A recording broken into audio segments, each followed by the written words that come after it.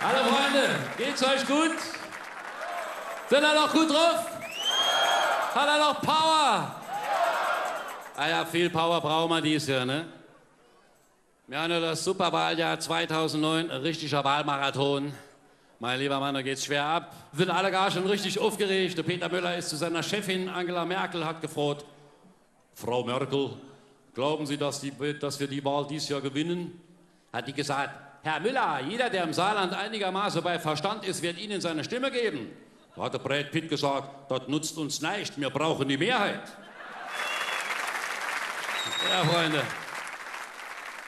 Die aus dem Reich, die wäre das Saarland ganz genau beobachtet dieses Jahr, ob wir klare Verhältnisse haben oder ob wir hässliche Verhältnisse kriegen. Ne? Ja, ja. Der Nebenbuhler vom Heiko, der steht voll in den Startlöcher. Ne? Ist der Oskar nicht da? Der Rolf Linzler ist da. Rolf Linzler, der war früher mal Chef von der Gewerkschaft Verdi.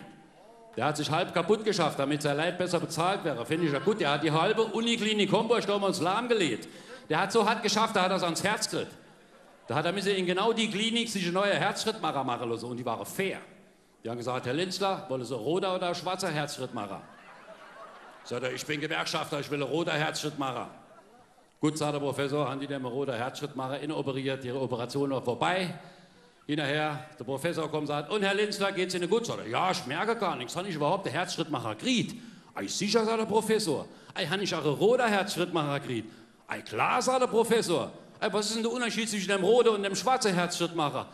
Ei, sagt der Professor, der rote Herzschrittmacher, der schafft nur 35 Stunden in der Woche.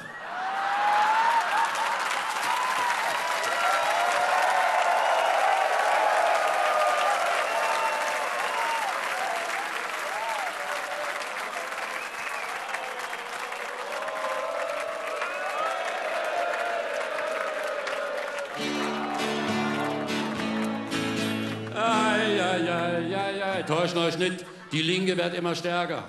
Die wäre immer beliebter. Ich war letztens in Saarbrücken vor einem Geschäft, da stand ganz groß im Schaufenster: Wir bedienen lieber 3 Linke als einen SPDler.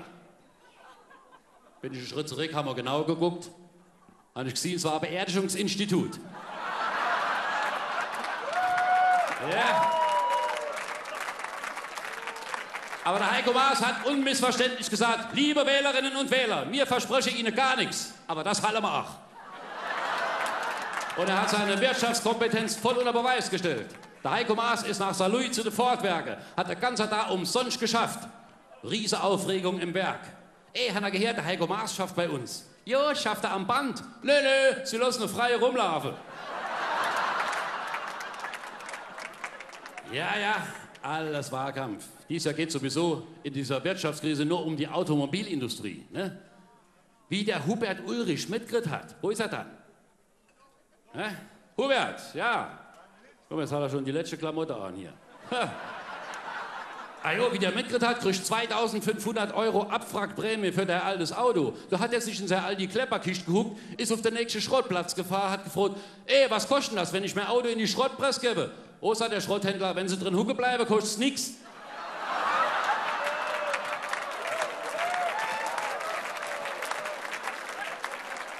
Ja, ich finde das gut, wir müssen was für die Automobilindustrie machen. Ne? Guck mal, unsere Freunde hier in der ersten Reihe, die fördern noch seit Jahren die Automobilindustrie. So wie es die Nobelmarke, ne? Wir haben aber geguckt, was die draußen auf dem Parkplatz für dicke Autos stehen haben. Dann kann ich ja auch nur sagen, je faltiger der Sack, desto glänzender der Lack.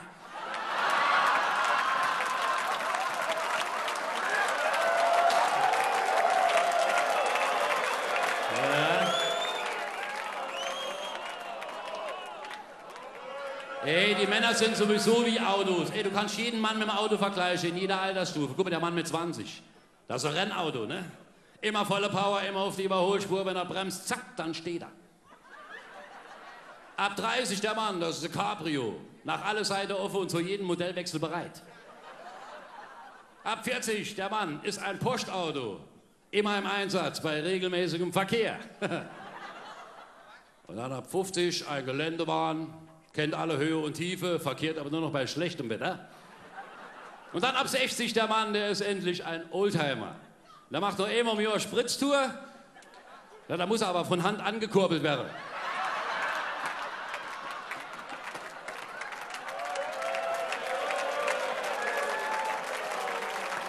So alt bist du doch gar nicht. Hä? Der ab 70, einer habe ich noch, der ab 70. Der ab 70, das ist ein Tankwahn. Der steht nur noch dort zum Wasserlosse. Also, liebe Freunde, das kriegen wir doch hin mit der Wirtschaftskrise. Unsere saarländische Landesregierung ist besser als ihr Ruf. Gut, das ist es bei dem Ruf auch nicht so schwer, ne? Wenn man nur ein bisschen mehr Geld hätte. Guck mal, der Peter Jacobi, der Finanzminister. Wir haben ja nichts, ne? Der strengt sich richtig an. Letztens hat der Peter Jacobi seine Katz gefroht, wie es um die saarländische Finanzen steht. Hat die gesagt, mau. Ja, genau ist es doch mit der saarländischen Bildungspolitik, nämlich mau. Unsere Bildungsministerin Annegret Kramp-Karrenbauer ist die nicht da. Muss die wieder putzen. Die ist nur noch mit den Ergebnissen der letzten PISA-Studie beschäftigt. Die waren nämlich auch mau. Da hat die direkt mal eine Fragebohreraktion gestartet an alle Politiker, Lehrer und Schüler. Darauf stand, bitte sagen Sie uns ganz ehrlich Ihre persönliche Meinung zur PISA-Studie. Moment, da sind die ganzen Fragebohrer von den Schülern zurückgekommen und die waren leer. Wir haben gar nicht gewusst, was eine PISA-Studie ist. Da sind die Fragebohrer von den Lehrern zurückgekommen. Da hat auch nichts drauf gestanden. Die haben nicht gewusst, was eine persönliche Meinung ist. Und dann sind die Fragebohrer von den Politikern zurückgekommen. Die waren auch alle gar leer. Die haben nicht gewusst, was ganz ehrlich ist. Also ich will ja nur als Politiker ganz ehrlich die Wahl gewinnen. Und wenn Sie nicht mehr weiter wissen, unser Kandidat, dann fragen Sie schon mal bei höherer Instanz nach.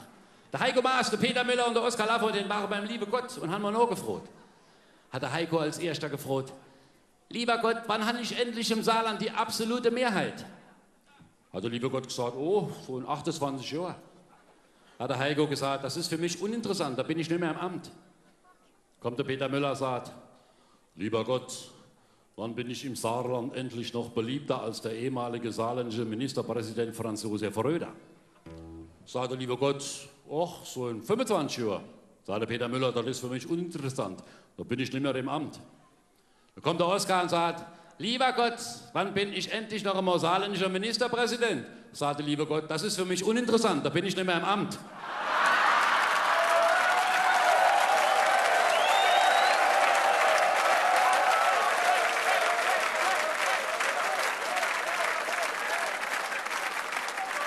Also Freunde, es wird noch viel Wasser die Saar runterlaufen, bis wir wissen, wer König vom Saarland ist. Es wird viel spekuliert, während die Meinungsforschungsinstitute rechnen sich heiß. Es gibt Visionen, es gibt noch eine abartig wahnsinnige Vision vom Wahlabend. Kann ich euch die noch erzählen? Ja. Wollt ihr sie hören? Ja. Wirklich? Ja. Okay, wir stellen uns vor, Wahlabend im Saarland. Die Stimmen sind ausgezählt. Die Sensation ist perfekt. Heiko Maas hat die absolute Mehrheit. Das ist eine Vision, ne? Aber lieber Seeräuber wie Seehofer. Auf jeden Fall ganz spät in der Nacht, in der allerletzten Saarbrücker Kneipe brennt noch Licht an der Tee, guckt der Peter Müller, völlig fertig, die Klamotte ganz nass. Vor sich ein Glas Bier und wie er gerade noch greifen will, um es zu trinken, geht die Tür auf, der Oskar stürzt sich rein, schnappt sich das Bier, kippt es in eben Zug runter, kloppt dem Peter Müller auf die Schulter und sagt, und Müllerchen, hast du dich ein bisschen nass gemacht? Sagt der von mir nass gemacht, es ist alles schief gegangen, ich habe die Wahl verloren, meine Parteifreunde gucken mich nicht mehr an, nichts klappt mehr. Ich habe mir den Strick geholt, wollte mich unter der alten Brick aufhängen, ist der Strick gerissen. Ich lehne mich auf die Schiene von der Saarbahn. Ist die Saarbahn nicht gekommen? Ich halte mal die Knarre an den Kopf, war sie nicht geladen. Jetzt hatte ich mal zum guten Schluss ein Glas Bier bestellt, haben wir ein Päckchen Gift reingeschüttet. Jetzt musst du, Depp, da reingelaufen kommen und mir das ganze Bier wegsaufen. Alle